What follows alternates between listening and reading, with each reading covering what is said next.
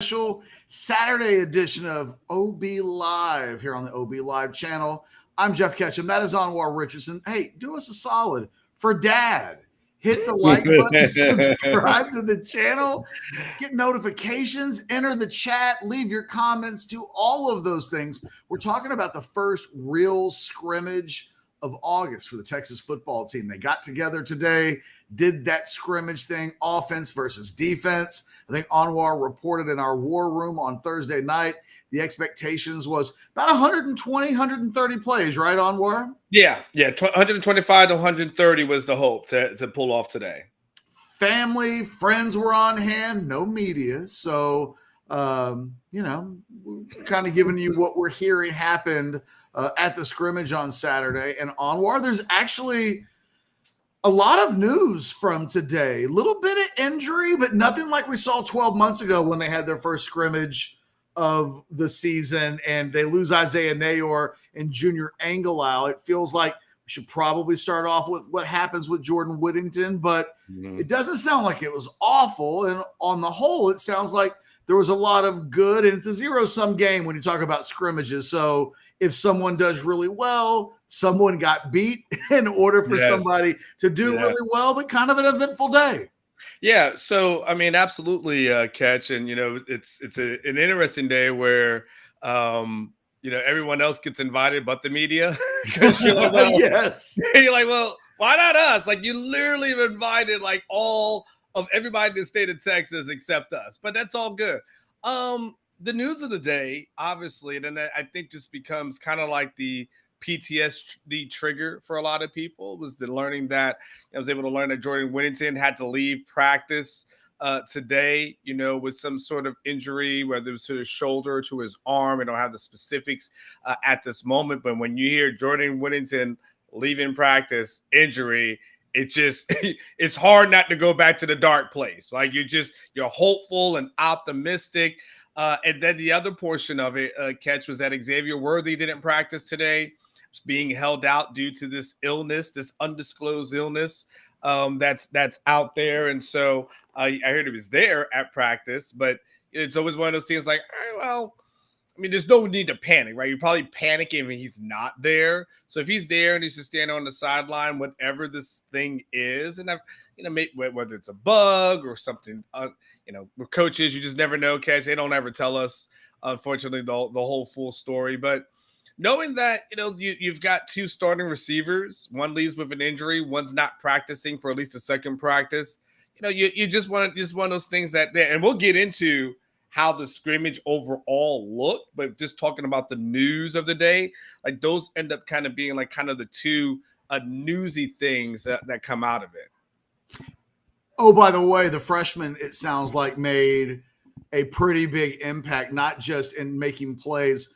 I suppose we'll get to the Arch Manning 70-yard touchdown. I wonder if we're burying the lead. Stop telling us about Jordan Whittington. Don't tell us about anything else. Tell us about Crazy Legs Manning and 70 yards in the scrimmage. That did happen. Yes. It probably, if we were ESPN, that would definitely be the lead. Oh, what? Like, here's the thing, Catch. When people say, well, do you want clicks? You guys want clicks? If we just literally said Arch Manning balls out, like that was just the headline. Arch Manning balls out in Saturday scrimmage. You and I would probably be on the desk at ESPN like 6:00 today. Like they would just have us Zoom and live from Austin, Jeff Ketchum or Albert Richardson. Like, hey, tell us about Arch and how did he look today? Like but we didn't do that. And there's an Arch conversation to be had, but damn. More like Adam Schefter. They'd send the big dog in, Anwar. Oh, yeah. Schefter would be on watch, even though it's not his business, for like another 3 years or so. I mean, it was fascinating watching some of the details from the scrimmage get discussed. Again, I think, look, I'm curious. For me, it was the freshman. It was Anthony Hill playing on the first team offense. It was our defense. CJ Baxter getting first team run. We know that Jonte Cook is playing some on the first team. Malik Muhammad has a pick 6 on Malik Murphy. Then you add the Arch Manning pick six, or excuse me, the long touchdown run. Yeah. And it feels like all of the big time guys that they recruited at least flashed a little bit today, which is what you want to see. And yet there's just a lot to this. I'm curious. That was my impression. And a lot of it coming from you. Was there a big overwhelming talking point for you beyond Arch and the obvious Jordan Whittington injury? There's a couple of different things. I would love to have the freshman conversation with you first, so like we can do that. The other thing too, kind of Catch, and we can get into this one as well, which is, according to my sources, defense ruled the day today. This was a defensive day where those guys are the ones that made the play. Offense didn't look too good. I forget, and when we talk about injuries, Jatavian Sanders, he got banged up today, Catch. He fumbled, after a play. He caught a ball for about 12 or so yards, got knocked out. There's, everyone kind of, he's going for the ball. And then I heard he was at about 50% for the rest of the practice. So, so for me, offense didn't do us that good today, Catch. I'm just going to keep it a buck. The offense didn't look like, well, there were some spots, of course, that you'll have. But overall, the defense is the one that kind of ruled the day. But I definitely think there's a freshman conversation to be had as well, though. And if you want to start there, we can. Because, there was my sources told me that Arch, they were like, Catch, I had one of my sources who was somewhat mediocre about Arch all off season, right? So these are the kind of people, like, when they tell you something different, you pay attention. Because it's like, oh man, it's like someone who's like, man, you're all right. And they're like, you know what? You really look nice today. You're like, really? Then I must look nice today. And that person was like, hey, Arch looked good today. Like, he looked better. They're like, I'm a little bit surprised that, like, he looked better than Malik. Like, it was just a straight up, he looked better than Malik. Malik struggled today. Didn't have the best practice. Like we talked about the pick six. He also gets flagged for an intentional grounding penalty that kind of frustrated a little bit of people because he could have ran. He just kind of tries to throw it away, but kind of a little young mistake. And everyone says, like, but no Arch, he looked really, really good. And then, like you talked about, CJ Baxter getting some run with the ones, Malik Muhammad getting a pick six, which was, of course, was impressive, about a 20-yard pick six that Malik Muhammad was able to get. And even that Catch, the freshman tight ends who were in here, who were in the signing class, those guys were running with the third team. And you say to yourself, like, well, who cares? It's just the third team. But I mean, it's Jatavian Sanders, like Gunnar Helm, and then you would think, okay, where's DeJuan Davis of the world or something like that? And those guys were even getting a little bit of run. So the freshmen really did ball out today. Well, the things that stood out to me, if we go through them one by one, let's start on the offensive side of the ball. It sounds like CJ Baxter getting runs with the ones, substantial run with the ones. Doesn't mean that he had any 75-yard touchdowns. It doesn't mean that he Bo Jacksoned it in practice and left guys like bodies on the ground. But he's getting a healthy amount of practice with the ones right now, along with Jonathan Brooks. I think that in itself tells us a story about what the running game will look like when they go out on the field against Rice for the first time. Jonte Cook continues to be a name that is mentioned almost every practice. Yeah. And I think, and look, we know that with Xavier Worthy out, that Isaiah Nayor moves up to the first team today and working with the ones. Mm-hmm. But Jonte Cook mixing in. I'm curious what three receiver sets look like with Jordan Whittington out and who fills in the slot. I think it'll be questions we'll continue to ask going into camp. And look, Jordan Whittington could be back on the practice field by Monday or Tuesday. Sure. But if he's not, I am curious about how they move the pieces around, because it would feel like for me that your best three could continue to be A.D. Mitchell and Worthy and maybe Nayor and Cook. But how do they mix those bodies around? Because if they just do what's with the depth chart, then suddenly you're seeing DeAndre Moore and Ryan Niblett get some run if they just stick to the guys that are behind Jordan Casey Kane got run with the ones today, Catch. The forgotten man. Yeah, Casey Kane did get some one with the runs. And you know what? First time this fall that I don't remember A.D. Mitchell's name being at the top of, look, and doesn't mean anything at all. Doesn't mean that A.D. Mitchell might not be the best player in camp or the best player at the receiver position competing with Xavier Worthy. But today, not a day where A.D. Mitchell's name was the first one out the mouth, which is, again, kind of stands out.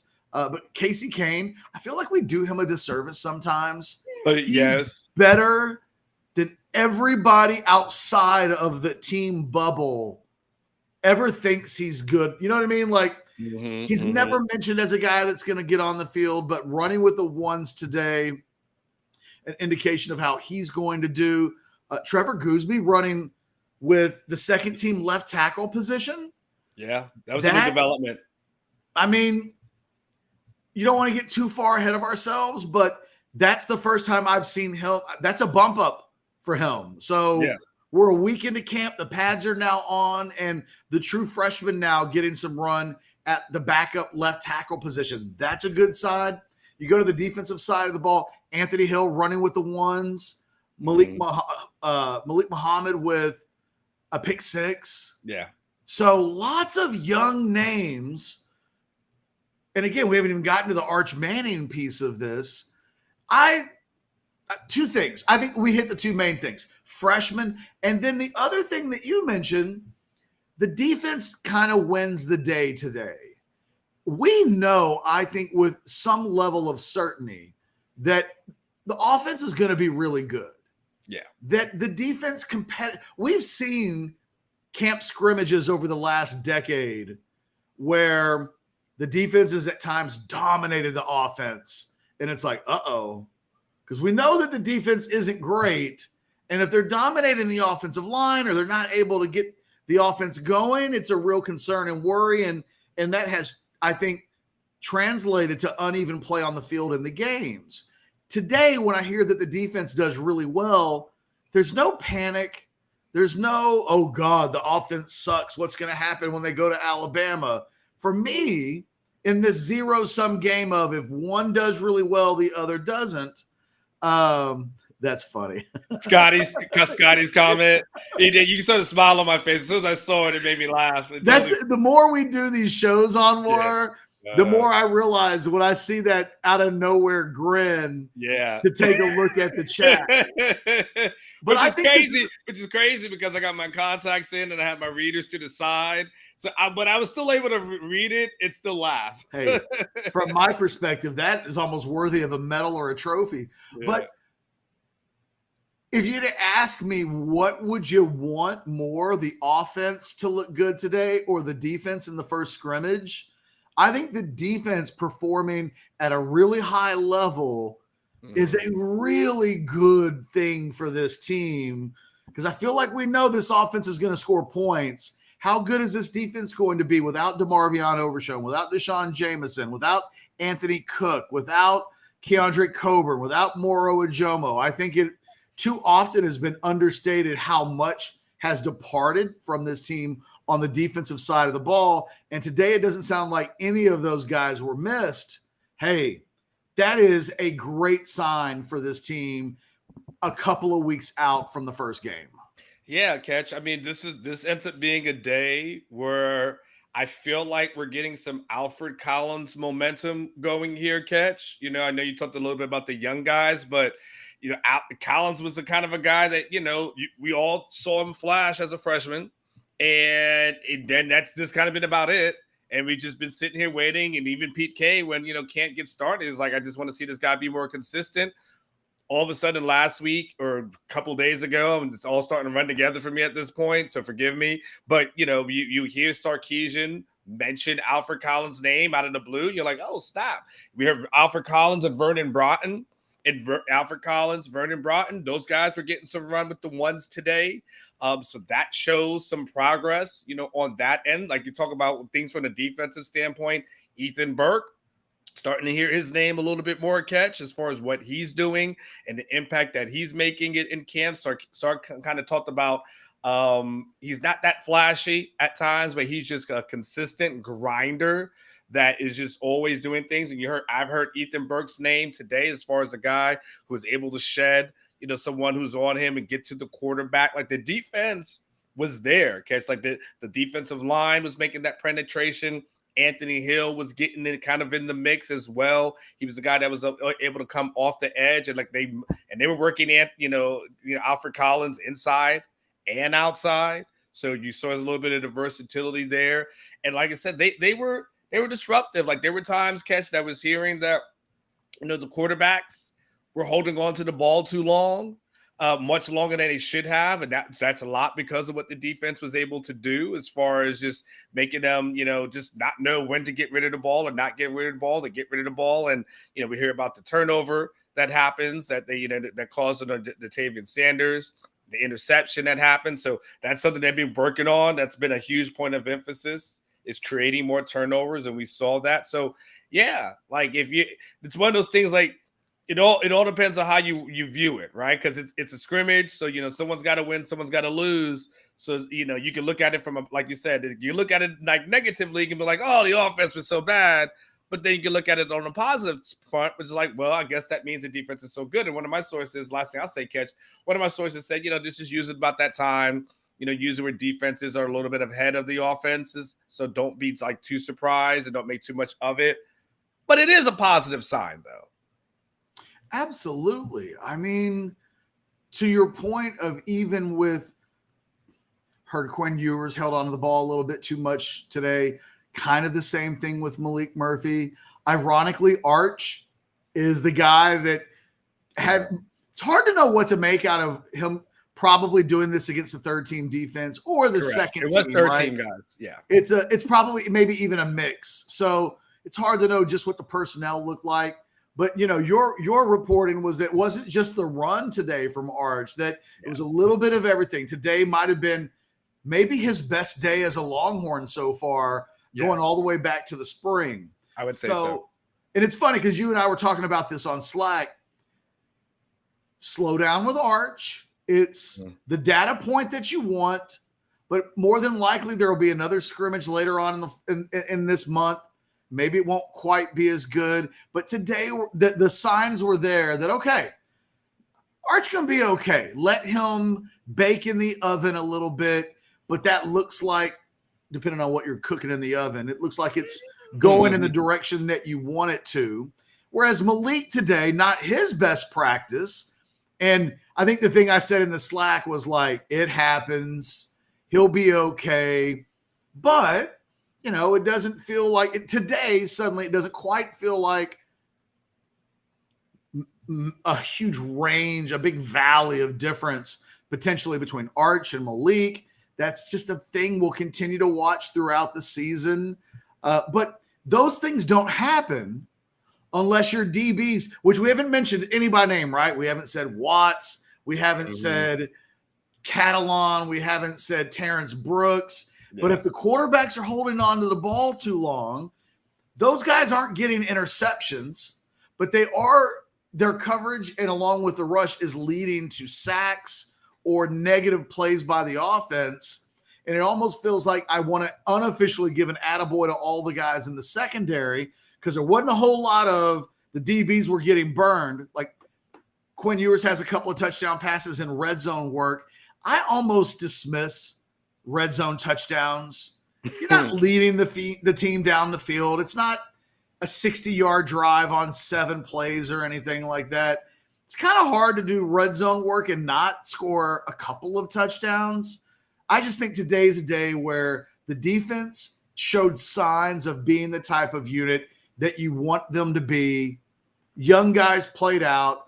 And everything else for me isn't that important. Quinn Ewers will be better. No need to freak out about that. We haven't mentioned DJ Campbell, but continuing to get work with the ones. It's starting to feel like DJ Campbell is the starting right guard. Yeah. I think Alex was the first to mention earlier this week in it was either a Monday or a Tuesday practice report. Like you said, It's all running together, Ketch. I don't know what happened a week ago. What I will remember is that the scrimmage today was the first scrimmage. So I'll be able to remember all of the details from in 2 weeks. I'll remember that today happened and what happened today. But from practice to practice, it's hard to remember. But at some point earlier this week, Alex was the first to report DJ Campbell supplanting Cole Hudson as the first team right guard. And what was interesting about one of the notes that you had in the you had it in the well, here we go. It's all Alex had the note in the war room about the center position and like all the stuff that they were doing. But then you reported today, like Cole Hudson getting some work as the backup center, and that the personnel still being mixed around a little bit. But the consistent thing is that DJ Campbell continues to work with the right guard position. And nobody, it doesn't seem like, reported today that he's being overwhelmed, that position looks like it is a problem. It just seems like he's working out there. He's holding it down. And I know that Alex and I have been banging that drum for a long time that ultimately he needs to be a guy that's on the field. But he's holding that position down. Like, lots of little things to point to outside of the two main things that we've kind of focused on. Yeah, the DJ Campbell progression is obviously a huge one, and I think it's goes to a little bit of your wheelhouse when you start talking about 5 stars and how the majority of them are starting by year 2. Like, that's just what happens. It's very, very rare for that not to occur. So you see that progression and you see him like, okay, that guy's starting to emerge. And so now you've got Kelvin Banks, who, Mr. All-American, as one of my sources just called him, Mr. All-American all the time. And then you see DJ Campbell kind of, flushing in there, as that guy. Like I said, they're rotating other guys in the backup position. So you see the depth on that offensive line. But I think I would definitely say he's had an ascent, which is fair to say. Like you said, I was reported at an ascent over the last couple of weeks, and it's looking good. Like, it's not like, sometimes in these things, Ketch, a guy may get a little run with the first team and that's it. And so sometimes people make a little bit of a deal out of it, but it was just like a few plays, and then the coaches go through the tape and realize, nah, he can't handle that. They put him back to where they should be, and so it ends up being like much to do about nothing. But this is consistent. Like, I think this is a good consistent theme. We've seen DJ Campbell being that guy. Like, he's going to be good. Like, but my takeaway from what I was told today, Ketch, was that they feel like the line's going to be really good when it's all said and done. Like, they feel really good. The people I spoke to about that protection up front.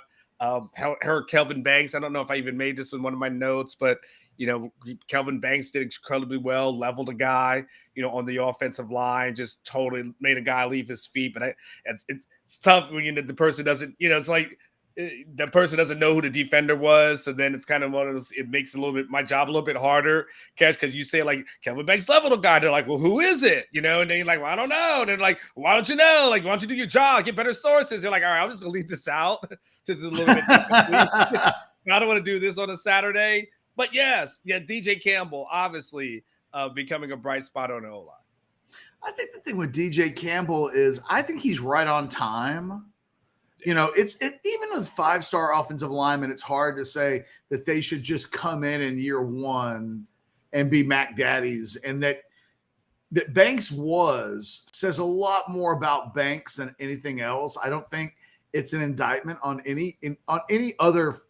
Not DJ Campbell's the only other 5-star offensive lineman that they have, but just in general, to me, this is where you want DJ Campbell to be. That him having to play last year and Cole Hudson having to play last year and then not playing at a really high level, and that's not like them being found out. That's just young offensive linemen being forced into action early because you don't have other older options. You get into year 2, and if Campbell wasn't ascending, if he was still running with the second team offensive line, I think at that point you might be saying things like, maybe he's good, but maybe he shouldn't have been a 5-star. Mm-hmm. Even then, that might be a little bit of an overreaction. But I think that Banks set almost such unrealistic expectations of what everybody else should be looking like, because a guy that might end up being a top 5 pick in 2 years was playing at such a high level. He almost showed everybody else in that offensive line class up. But a year later, all those guys seem like they're on time. Nobody's complaining that Cam Williams is a backup, but everybody's kind of like, that guy, when he gets his chance, eventually is going to be good. NATO is pushing Hayden Connor for playing time at second team. Cole Hudson's now giving you depth as well behind Jake Majors at center. And we even had a Malik Agbo sighting today that he's running at that right guard backup while Hudson is playing center. He would have been like the one guy that I started to think, okay, is Malik Agbo the guy amongst this group of freshmen that came in last year that maybe isn't going to survive and make it? But even he looks like he's on time now, because this is kind of where he should be. So I just think there's a whole lot of good to feel good about. I know Whittington goes off with some sort of upper body, arm, shoulder, whatever, something. I mean, hard to prognosticate it now, and you want Jordan to come back, but it's not a leg injury. The word cart hasn't been mentioned yet in camp, which is critical. I mean, that's this time last year, the cart came out twice in this same exact scrimmage. So to get through today, and you figure somebody will get banged up because that's football. Yeah. That it's Whittington. Well, it happens at a position where you've got some depth. And I more than anything else come away today feeling better about the 2023 Longhorns and more optimistic about where this team is going than anything else. I don't have a whole lot of time for the nitpicking, because it is a zero-sum game. If Quinn Ewers held the ball a little too long today, then that means the defense was doing some really good things. And that's the group that I have the biggest question marks about with regards to over 12 games. Are they going to have some days? Are they going to have some days where it's like it was just one of them days and they gave up 35 or they gave up 38, and it's suddenly you're putting the onus on the offense to almost be perfect? Like I said, if you had to pick one thing going into today that you'd want to see, I think the defense being highly competitive and maybe winning the scrimmage is right where you'd want to be. There's a super chat question there, Ketch, that kind of touches on that. So one easy way to segue in from Texas Boy. Yeah, Texas Boy saying Sark hired PK because he was the hardest to go against. Plus, I would be worried if the D-line wasn't winning. It makes me think they can play with the Bama's improved offensive line. Anwar, it's funny. We had Bill King on yesterday, who is one of the, for me, voices of college football in the South. Does a show out of Nashville. He's been doing it over 20-plus years. He's kind of an expert on that area of football in the country. He was talking about Alabama. And he was like, don't really know what the quarterback's going to look like. Don't know quite who it's going to be. The running back position is in decline. They don't have a tight end. The offensive line's not as good as they want it to be. They don't have the defensive linemen that they used to have because Georgia has them all. They've got one guy in the secondary in Kool-Aid McKinstry who they think is really good, but everything else is kind of unsettled. That was yesterday. That's what he said yesterday. I came away thinking that I like Texas's chances against Alabama more just listening to him talk about Alabama yesterday. And I feel even more that way today, having heard the Texas scrimmage report. If you were going to nitpick, you would say, is the offense okay? I don't really feel like doing that. I'm not going to do that because the offense is going to be okay.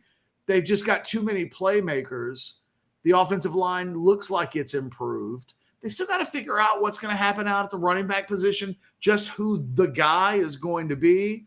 But this team seems like it's on schedule, and I would imagine it's a pretty happy coaching staff going into the locker room today to rewatch the film of this. They'll be able to learn from it. They'll be able to go to Quinn on Monday and coach him a little harder because it's always easier to coach guys hard in a situation where in a scrimmage, you have to learn a few things. Hey, you haven't solved the riddle. You're not all pro in the NFL yet. Get rid of the ball faster. You got to make quicker decisions. But you'd rather that happen now than coast into Tuscaloosa, kind of like Hudson Card did in Fayetteville a couple of years ago. When after the game was over, Sark was like, didn't even see that coming. Little things today happen that they'll be able to say in a month from now, we did see it coming and we cut that off at the pass so that it wasn't an issue in the second week of September. Yeah, absolutely right, Ketch. And, I think that's, it's funny you talk about your guests that you had on. I'll have something in my column tomorrow, but one of the guys who I follow, I know I'm always a guest on his show, SEC Mike. He was on Paul Feinbaum's show this past week. He predicted that no more than a third place finish, for Alabama in that division, and so so there are people who cover that program, and they're telling you like, nah, this is not the Bama of old. It's not the Bama that you've grown up. Like they'll tell you like that. You guys are holding on to the Bama of like 5 years ago, not the Bama of today. So Texas has the opportunity, to go in, if they cross their T's and dot their I's now, they have the opportunity to do what Texas boy is talking about. But, yes, Texas, but the key to that, the key to the secret sauce is going to be what happened last year, which is Texas has got to have a defense that can really limit the opportunities of Bama. Like, and we saw what they were able to do last year. They're going to have to amp it up to go on the road to accomplish that. But yeah, they've got, I think this is, I think today, Ketch, one of the last things for me today shows what the benefits of good recruiting looks like. Like that's what today is for me. Like that is when you recruit well and you recruit elite guys and you recruit the creme de la creme, those guys show up and ball out within 2 months of being on campus, 6 or 7 months from being on campus. Like you see it, the 7 months later, like you see it and they're able to, it's tangible. Like that's what the recruiting, as opposed to some of the things I think we've seen in past years where it's just you kind of shoulder shrug some of the scrimmages. And we always just knew it was going to be the older guys and maybe get a young guy here or there. Again, we've seen a lot of those. I mean, hell, there was a Billy Walton sighting today, Ketch. I mean, as far as, as what he was able to do. And even though it was third string, people were saying like that kid was all over the place. And he's the guy that we had on our show on signing day. And he's a guy that probably needs to gain some weight and everything. But even Billy Walton, they were talking about today. But that to me, that's what recruiting at elite level means. That's when getting guys in here, pushing the older guys, like I said, a Billy Walton, a Trevor Gooseby, pushing for playing time as a second string. And he may not, Ketchman's also, he may just be second string, and that may be what his destiny is this season. But it makes you take note, and having a lot of those freshmen kind of going back and not having a hanging lead, having a lot of those freshmen stand out, whether it's on the defensive side or the offensive side of the ball, it probably ends up being kind of the big thing of the day. You don't make it to the second string until you start kicking ass on the third string. And you don't make it to the first string until you start kicking ass on the second string. So for a guy like Billy Walton, no, this probably doesn't mean that his red shirt is automatically burned against Rice, but it's how it's, well, and that wouldn't happen anyway because you got to play 4 games. But it is an indication that guys are making plays. It's what you want to see. It's what you want to hear. And I think there was a little bit of that all over the place. The Trevor Gooseby thing, low key, really exciting, because that guy, when he was recruited, the thought was he's maybe 2 or 3 years away. And he might still be, because he's behind Kelvin Banks. So he could be an ass kicker 12 months from now. And they might still, he still might be where he is today, running with the second team left tackle. But that he's there today, a week and a half into his first set of practices, his first fall set of practices, I think is really hopeful, really optimistic. Again, if you're a Texas fan, take a deep breath. Doesn't sound like anything too crazy happened that changes the scope of this season. A lot of guys that you would hope would make plays made plays. Job accomplished on a Saturday morning. This team will continue on. It won't be defined by today, but these are days like today are what championship teams need in order to become championship teams. And it did sound like a lot of guys made plays, and that pales in comparison to a lot of scrimmage reports we've done in the past where it was like not a lot happened. Who were the standouts? You know, this was a scrimmage that had some standouts, and I think that's exciting. Absolutely. Someone asked before we sign off about Decorian Moore, the Duncanville wide receiver, like what's going on there. It sounds like by the end of the day, Decorian Moore will commit to LSU. There's a lot of conversation about that. Dodgers fan 988, and I'm curious, are you Dodgers fan 988 because Dodgers fan 1988 was taken? Because 1988 is when they won the World Series, and I don't know of a 988 area code. Let me know, Dodgers fan 988. I'm just, ever since I looked at your handle, I'm like, why isn't there a 1 there? It would totally make sense that you're a 1988 fan. I don't understand the 988. I don't worry about Decorian Moore. It is, he hasn't even started his junior season on the field. He's going to visit Texas. Texas will be in the mix. And at this time last year, we kind of thought the same thing about Colin Simmons. He goes to the LSU game to take on Southern in week 2 instead of going to Texas and Alabama in Austin. And it felt like at the time, Anwar, like, oh, God, if you can't get that kid in for Texas and Alabama, you're never going to get that kid in. And then what do we see this week? Colin Simmons commits. I don't think and I don't mean this to all be about NIL, but Decorian Moore's recruitment will not start until he realizes, oh, there's 4 times as much money to make in NIL at Texas than there is at LSU. Those conversations haven't started taking place, but they will. And for a lot of the reasons that Colin Simmons picked Texas when he says, I want to take care of my family, Decorian Moore eventually will be in a position where if he sticks with LSU, that means he's turning down potentially a lot of money to come to Texas, those NIL advantages that Texas has. I wouldn't worry about it. There's plenty of time to go. Anwar, you did this on your show either yesterday or the day before yesterday.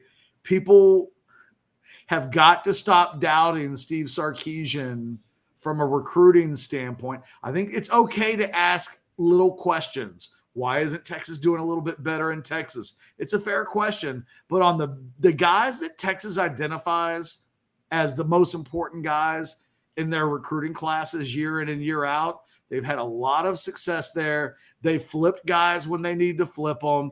The ghosts of Anthony Hill's commitment to A&M and Kelvin Banks' commitment to Oregon ring true in my ears right now. So is it a premature commitment? I mean, tell Decorian Moore that. This may feel right for him. This may feel like what he wants to do at the moment. But that kid is like 17 months away from his decision actually mattering. So it's okay. It's not the best development in the world. You'd rather he not than anything else. But I won't sit here today and tell you that it's a big problem.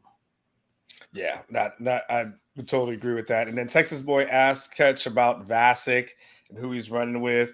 Didn't hear much about him today, Texas Boy. I think Vasic's a guy. I'm just honest with you. I think he's just a guy that he's got to cook in the oven. He's got to get bigger. You gotta don't buy into the hypes of nicknames. Like everyone's got cool nicknames and things to that effect. He needs time to grow. Ethan Burke is the guy. I hear about Jamon Tapp. You hear about those guys, but you don't really, outside of the brief mention of Vasic by someone called him Baby Bosa. That's the only time I've heard Vasic's name really mentioned this offseason. Just as look, Texas Boy, I am not going to tell you not to send in your super chats. But what I am going to tell you is if we're 30 minutes into a video, almost 40 minutes into a video, and we haven't mentioned a guy's name, anybody on the team, if we haven't mentioned their name, it's usually a sign that there's nothing to talk about. It's not a terrible thing, but as it relates to this particular scrimmage, Anwar and I've been going for 40. Yeah. Trust me, inside of 40 minutes, we would have that bullet would have come out the clip. If there was, came up pretty early. Like, oh, by the way, we forgot about Colton Bassett. Jonathan Brooks had 5 touchdowns today. Yes. Forgot to mention that, but thanks. Like, no, it's like when people ask us, and again, this is Texas boy. There's nothing against you. Yeah, like this is all love for for you. But sometimes on OB Catch, someone will have notes, and then someone will say, "Well, what about this guy? What about that guy?" And it's like, are you thinking you're reminding me of something? Like it.